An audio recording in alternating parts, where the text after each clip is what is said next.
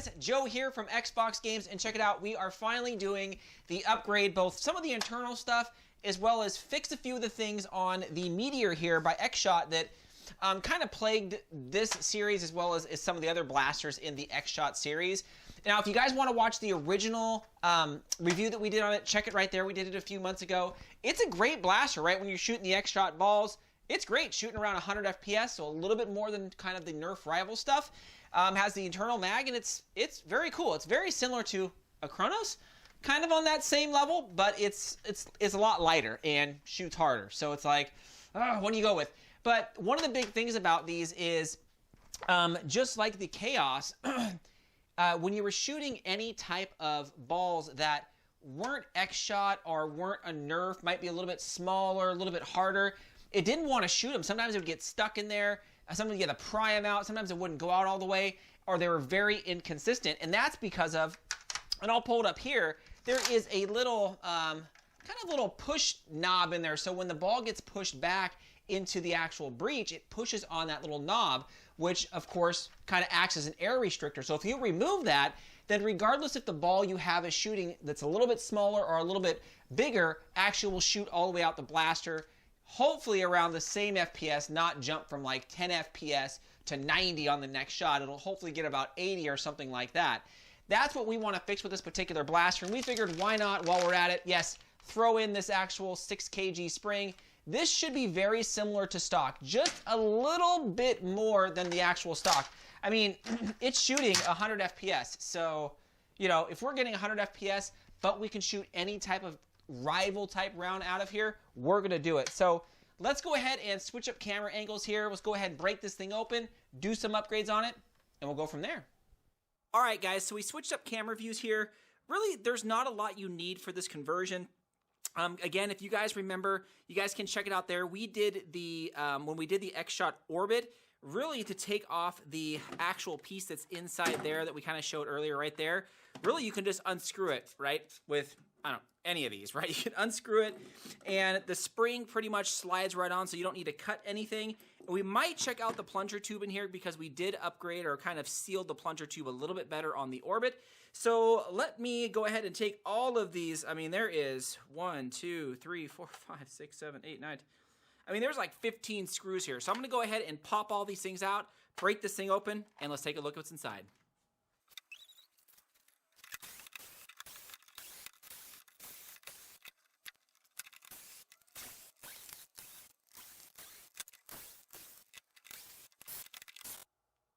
All right, guys, so, you know, there's, again, a lot of screws inside this, just all over the place, and, man, when I opened it, things kind of exploded there. So I'm going to go ahead and, yeah, just kind of open this up to kind of take a look at the actual plunger assembly, which is right there. I mean, just pops right out.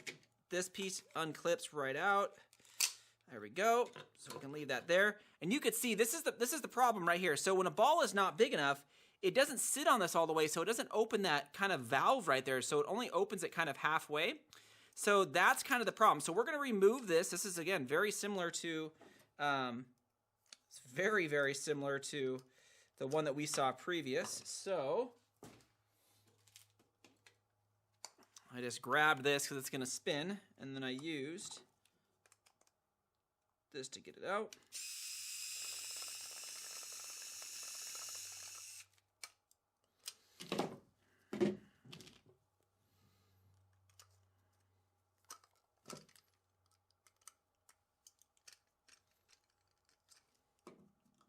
Oh, I'm going to have to put something down. I have to hold that with something. There we go. Okay, hold that still.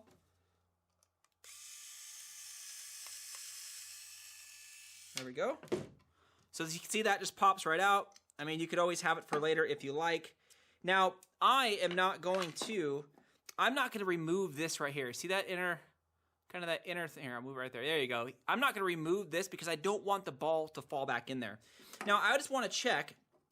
I mean, you can see how this is held in just by that. I mean, that's pretty easy. I just want to check the seal on that. Okay, that one's actually not that bad. Might be a little loose, but, I mean, look at the spring. You know?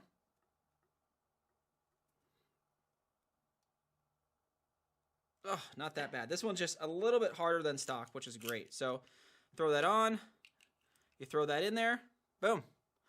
So that's it. I mean, again, there's not a lot to this. I mean, the spring was probably about, I don't know, $4 or so, which isn't bad.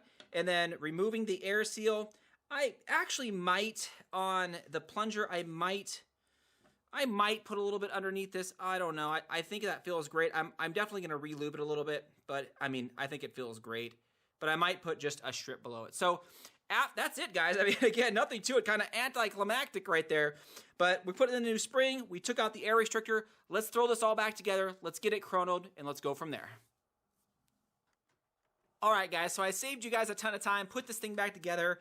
Now, there is a few things when you're trying to put this thing back together that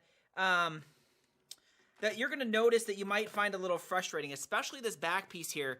You're going to notice that that bar that holds on the spring actually goes into this as well as the hole in the other side. So if you don't really notice it, it's hard to kind of shift this. Everything else seems to go together pretty well. It's just that bar that holds the spring on. So as long as you get those lined up, you shouldn't have a frustrating time to put this thing back together. So let's go ahead and put all the screws back in. Let's FPS test it and go from there. All right, guys, so I am all the way done. Put this thing back together, shot a few rounds through it. And, you know, you guys are all wondering, okay, did it shoot any better? And to be honest, I actually think the spring that I thought I got a, they must have sent me the wrong one, because the 6 kg spring, you could see here, the FPS is actually just the same as when I originally got it. So and when I was squeezing them, I was like, man, these feel awfully similar. So I guess I really didn't need to do the upgraded spring. But one of the biggest things that I noticed about this is it didn't matter now which rival type round that I shot, right? It shoots excellent with the X-Shot rounds. And you'll notice if it's just me, they actually look a little bit bigger than the rival ones, right? Just slightly bigger. So I don't know if that has anything to do with it, but I mean, I definitely got more FPS when I shot the X-Shot rounds comparison to the rival rounds. Now, some of these are non-rival rounds, and that's what I noticed. Like this one, I don't know if this was a rival round or one of the generic ones that I got, but I mean, it's definitely harder, and I mean, if you look at those, it's smaller. Hopefully, again, you guys can see that.